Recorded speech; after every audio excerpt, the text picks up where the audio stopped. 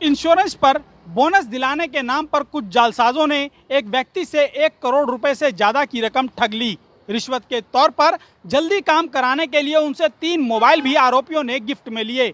किस तरीके से यह लोग ठगी करते हैं और कैसे लोग इनसे बच सकते हैं, इस बारे में ज्यादा जानकारी दे रहे हैं साइबर एक्सपर्ट मोहित यादव। जैसे जैसे चीज़ें इवॉल्व हो रही है वैसे वैसे हैकर्स और वैसे वैसे ये क्रिमिनल्स भी धीरे धीरे करके अपने नए नए तरीके निकाल रहे हैं, कैसे क्राइम करना है, कैसे किसी के साथ फ्रॉड करना है। वैसे ही एक इंश्योरेंस का फ्रॉड भी काफ़ी देखा जा रहा है, जिसमें लोगों को इंश्योरेंस के अमाउंट को बढ़ाने के लिए कई बार कॉल्स आते हैं, एसएमएसेस आते हैं।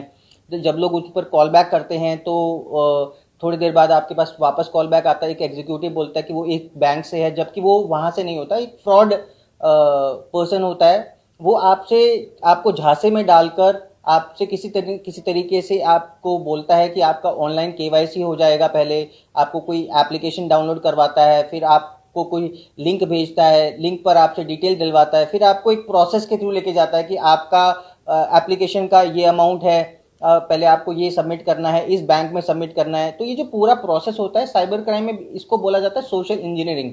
आपसे किसी तरीके से आपका दिमाग डाइवर्ट कर कर आपसे पैसे निकालने की कोशिश की जाती है। अब इसमें एप्लीकेशंस को भी यूज़ किया जाता है, इसमें लिंक्स को भी यूज़ किया जाता है, और अलग अलग जो मोबाइल्स के अंदर जो भी तरीके होते हैं बैंक को फ्रॉड किया जाता है बेसिकली, कि मैं एसबीआई से बात कर रहा हूँ, मैं एचडीएफसी से बात कर रहा हूँ, या इस इंश्योरेंस कंपनी से बात कर रहा हूँ। फेक डॉक्यूमेंट्स को दिखाया जाता है, फेक डॉक्यूमेंट्स आपको भेजे जाते हैं फोटोग्राफ्स के साथ कि आपको इस डॉक्यूमेंट पे साइन कर इस डॉक्यूमेंट पर ये डिटेल डालकर डीडी बनाना है या चेक बनाना है इस कंपनी के नाम से। तो वो पूरा जो प्रोसेस होता है, इसको साइबर क्राइम के अंदर ही आएगा, और काफ़ी तेज़ी से बढ़ रहा है इस मोमेंट पे। और बहुत सारी अभी देखा भी गया है, काफ़ी सारी जगह पे इस तरह के कॉल सेंटर भी पकड़े गए हैं जो इस तरह के फ्रॉड्स करते थे। सबसे इम्पोर्टेंट चीज़ ये है कि कभी भी ऑन कॉल कुछ ना करे। कोई भी, अगर आपके पास कोई कॉल आ रहा है इस तरह की, कोई आपको बोल रहा है कि आपका इंश्योरेंस का अमाउंट बढ़ा दिया जाएगा या कोई प्रीमियम का अमाउंट कम कर दिया जाएगा, तो ऐसी बातों पर विश्वास ना कर आपको अपने बैंक विजिट करना चाहिए। वहाँ बैंक से आपको सही इंफॉर्मेशन और सही नॉलेज मिलेगी।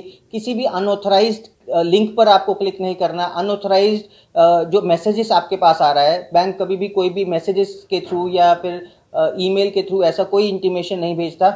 आपको अगर कुछ चेंजेस कराने हैं तो आपको अपने नियरेस्ट बैंक ब्रांच में जाकर अपडेट कराना होता है, चाहे वो आपकी इंश्योरेंस पॉलिसी हो, चाहे वो आपका क्रेडिट कार्ड या डेबिट कार्ड, किसी भी चीज़ का अगर आपको अपडेट कराना है तो अपने बैंक से जाके करेंगे। ये जो कॉन्सेप्ट होता है बेसिकली ऑपरेंडी, ये इस तरह से होता है। बहुत सारी जो कंपनीज होती है, जो थर्ड पार्टी कंपनीज होती हैं, जो थर्ड पार्टी पेरोल्स पर काम करते हैं, वो उनसे डेटा निकाला जाता है। कभी जैसे जैसे क्रेडिट कार्ड की कंपनीज होती है या इंश्योरेंस लेवल पर जो बात करती है, आपके पास आते हो, इंश्योरेंस प्रीमियम से रिलेटेड कॉल्स आपके पास आते हो कि आपका प्रीमियम डिले हो रहा है या आपको पे करना है। तो उस मोमेंट पे वो आपसे उन एम्प्लॉयज़ को पैसा देकर वो आप इस तरह का डेटा खरीद लेते हैं और उस डेटा को फ्रॉड करने के लिए यूज़ करते हैं। बेसिकली डेटा को खरीदा जाता है। बहुत सारी कंपनीज हैं, बहुत सारी जो दिल्ली में, नोएडा में, बेंगलोर में बहुत सारी ऐसी कंपनीज हैं जो डेटा को सेल करती हैं।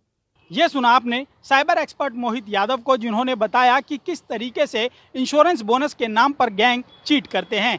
उन्होंने बताया कि इस तरह की ठगी को सोशल इंजीनियरिंग साइबर फ्रॉड का नाम दिया जाता है, क्योंकि यह लोगों के दिमाग से खेलता है और उन्हें पैसे देने के लिए विवश कर देता है। उन्होंने बताया कि इस तरह की ठगी से बचने के लिए लोगों को सावधान रहने की आवश्यकता है। सबसे पहले इस प्रकार की किसी भी कॉल पर उन्हें भरोसा नहीं करना चाहिए और लालच में नहीं फंसना चाहिए। अगर उन्हें बैंक से या इंश्योरेंस संबंधी कोई भी काम करना है तो इसके लिए बैंक या इंश्योरेंस के दफ्तर जाना चाहिए। ऐसा करने से वह सुरक्षित रहेंगे और जालसाज उन्हें नहीं ठग पाएंगे।